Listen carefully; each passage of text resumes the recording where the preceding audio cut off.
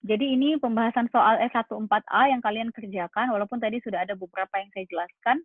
Ya, jadi ini contoh tanggal 1 Juni, para pemegang saham menginvestasikan uang tunai sebesar 10.000 US dollar dalam perusahaan dan menerima saham biasa. Nah, di sini kita akan selalu melihat apa pengaruhnya.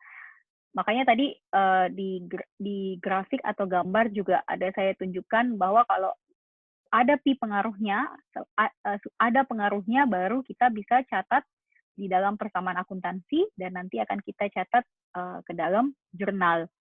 Ya. Jadi di sini pengaruhnya adalah aset dalam hal ini kas pada sisi kiri akan bertambah sebesar 10.000. Sedangkan ekuitas dalam hal ini adalah modal saham pada sisi kanan juga akan bertambah 10.000. Sehingga antara kiri dan kanan terjadi keseimbangan. Ya, tanggal 2 Juni membeli mobil van bekas seharga 14.000 dolar. Matt membayar tunai sebesar 2.000 dan menerbitkan wesel bayar untuk sisanya. Nah, kalau ada yang seperti ini, analisa dulu baik-baik. Jadi dia beli mobil. Mobil itu apa ya, Bu? Mobil itu adalah aset. Oke, mobil itu termasuk dalam kelompok aset. Bu, tapi di format soal di halaman 45 itu di bagian aset tidak ada akun ya atau kelompok mobil atau kendaraan, nggak ada, Bu. Nah, kalau nggak ada, kasih masuk ke yang paling dekat, yaitu peralatan. Kenapa peralatan? Oke, untuk kalian pahami, apa bedanya perlengkapan dan peralatan? Perlengkapan itu adalah barang yang sifatnya atau masa pakainya kurang dari 1 tahun. Jadi dia sifatnya habis pakai. Contohnya apa? Kayak misalnya kami, kalau dulu saya ngajar offline, saya selalu kasih contoh spidol misalnya. Nah, spidol itu kan saya ngajar tulis-tulis, apalagi kalau gambar, persamaan akuntansi, itu dalam 2 pertemuan pun spidol saya pasti habis. Saya harus ganti spidol baru, atau saya harus minta diisikan tinta, dan seterusnya. Tapi biasanya sih pakai spidol baru. Nah, itu yang disebut dengan perlengkapan untuk saya mengajar. Atau contoh di salon misalnya, perlengkapan itu misalnya adalah sampo. Sampo itu adalah perlengkapan. Kenapa? Karena ya sekian banyak orang yang datang ke salon, sampo itu tidak mungkin tidak habis dalam jangka waktu lebih dari 1 tahun, kecuali salonnya tidak laku. Ya, jadi samponya pun pasti akan habis sebelum 1 tahun, ya, atau paling maksimal 1 tahun habis. Itu namanya perlengkapan. Peralatan apa? Peralatan itu yang masa pakainya lebih dari 1 tahun, sehingga kalau kayak contoh soal ini tidak ada kelompok mobil atau kendaraan, maka bisa kamu masukkan ke peralatan. Apalagi melihat dari jenis usahanya ini, Matt Steiner itu adalah usaha jasa pengiriman. Jadi otomatis pasti dibutuhkan mobil untuk mengirimkan barang-barang, untuk delivery barang-barang. Gitu ya. Nah, mobil ini dibeli dengan harga 14.000. Tadi ingat sistem apa prinsip biaya historis, ya kan? Artinya aset dalam hal ini mobil ini dicatat sebesar nilai 14.000-nya. Mohon izin sebentar. Ya, itu ya, mohon maaf. Jadi saya sekaligus juga jadi operator di prodi akuntansi. Jadi setiap jam pasti ada yang telepon untuk tolong aktifkan kelas saya, tolong ini, Bu, saya nggak bisa masuk. Jadi mohon maaf kalau lagi ngajar seperti itu lalu tiba-tiba ada harus angkat telepon dan yang lain-lain. Oke, lanjut ya. Jadi 14.000 tadi. Nah, tapi uang yang dikeluarkan oleh Matt untuk membayar mobil itu hanya 2.000. Wah, kalau begitu nggak seimbang dong. Tadi kan 14.000 di kiri nih peralatan. Lalu di aset ya, lalu 2.000, lalu masih di aset, kasnya berkurang 2.000. Nggak seimbang, Bu. Satu minus 2.000, satunya plus 14.000. Artinya tidak sama kan nilainya. Nah, oleh karena itu supaya sama, maka kita harus mengisi sesuai dengan transaksi ini, yaitu menerbitkan wesel bayar untuk sisanya. Wesel bayar itu adalah tadi komponen liabilitas. Jadi di sisi kanan, yaitu sisi liabilitas, harus diisi nilai 12.000. Nah, ini saya berikan seperti ini supaya Anda perhatikan bagaimana keseimbangannya. Dia tanggal 3 Juni membayar sewa kantor bulan Juni sebesar $500. Nah, dia membayar, artinya terjadi pengeluaran kas, ada uang yang keluar. Nah, sehingga pengaruhnya adalah aset, dalam hal ini kas, akan berkurang sebesar 500. Sedangkan ekuitas, dalam hal ini beban, juga bebannya akan bertambah ya, bebannya bertambah, tetapi penambahan beban itu akan mengurangi nilai ekuitas. Oke, nanti coba diperhatikan. Lalu tanggal 5 Juni melaksanakan jasa pengiriman senilai 4.800 dan belum dibayarkan oleh pelanggan. Jadi dia berikan jasanya. Jadi sama kayak kita sudah cuci rambutnya orang yang di salon itu, tapi yang dicuci rambutnya belum dibayar, alias ngutang sama kita. Nah, orang yang ngutang sama kita perusahaan akan mengakui itu sebagai piutang. Dengan kata lain, piutang itu termasuk aset kita. Atau piutang itu adalah lawan dari utang usaha. Jadi kalau utang masuk di liabilitas, piutang masuk di bagian aset.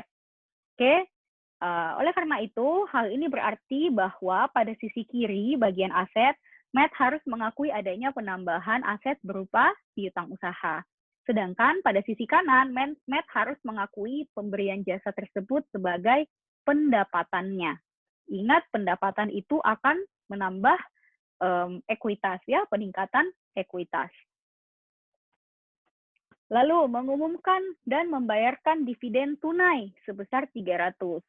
Nah, di sini saya jelaskan kembali apa itu dividen. Dividen adalah pembagian keuntungan perusahaan kepada pemegang saham, yang mana dividen itu merupakan hak pemegang saham. Oleh karena itu, pembayaran dividen secara tunai ini akan mempengaruhi turunnya nilai aset, dalam hal ini kas, karena perusahaan bayar kepada pemegang saham. Sehingga kas akan berkurang di sisi kiri 300, dan di ekuitas di sisi kanan juga akan terjadi penambahan dividen atau penambahan pembayaran dividen, yang mana penambahan pembayaran dividen ini akan mengurangi atau menurunkan nilai ekuitas. Sudah kita bahas sebelumnya. 12 Juni membeli perlengkapan seharga 150 secara kredit. Nah, untuk kedepannya, mohon kalian selalu memperhatikan yang seperti ini. Secara kredit. Kalau secara kredit artinya dia mengutang. Secara tunai artinya dia membayar langsung, uang kas langsung keluar. Kalau dia mengutang atau secara kredit, otomatis kas belum dikeluarkan pada saat itu. Ini ada di bagian kedua, saya katakan berarti tidak ada uang tunai yang dikeluarkan pada saat itu untuk membayar pembelian perlengkapan tersebut. Jadi, perlengkapan bertambah di sisi aset, di sebelah kiri, sedangkan di sisi kanan, liabilitas dalam hal ini utang usaha juga akan bertambah, sehingga terjadi keseimbangan.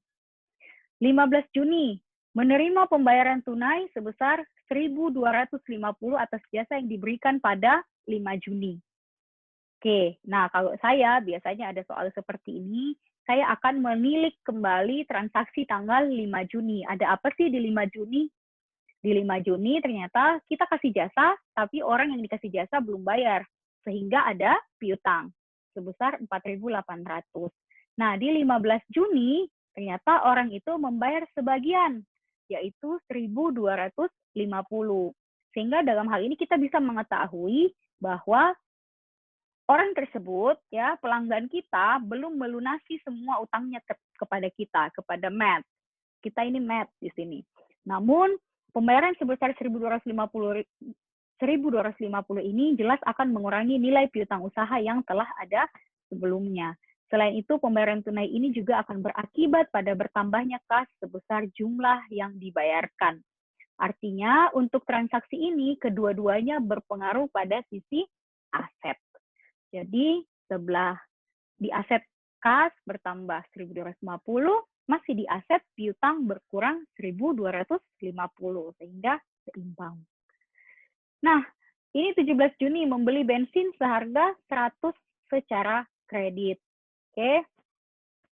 Transaksi ini dilakukan, tadi kalau secara kredit artinya belum ada uang kas yang keluar, artinya tidak mempengaruhi kas pada sisi aset. Apa yang berpengaruh?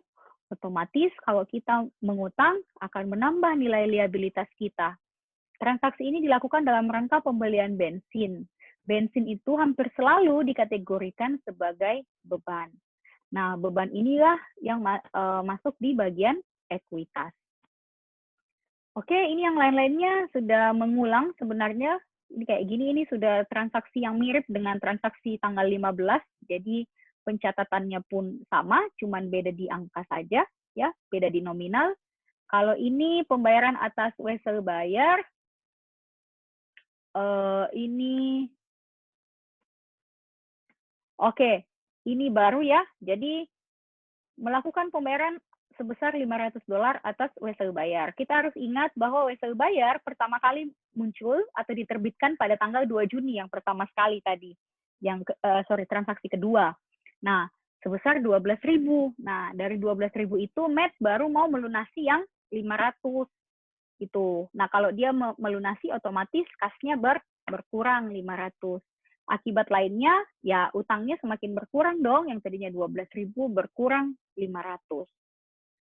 Oke, 26 Juni ini mirip dengan transaksi beban bensin tadi. Bedanya kalau di sini tidak ada tulisan secara kredit, melainkan langsung membayar.